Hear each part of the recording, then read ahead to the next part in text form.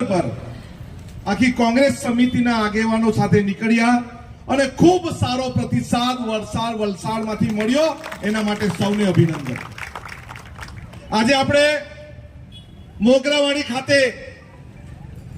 જાહેર સભા સંબોધી રહ્યા છે, ત્યારે ઉપસ્થિત મંચસ્થ મહાનુભાવો અને શરૂઆતમાં જ જેમણે મોગરાવાડીની વ્યથા કીધી એવા ગિરીશ કાકા અને એમણે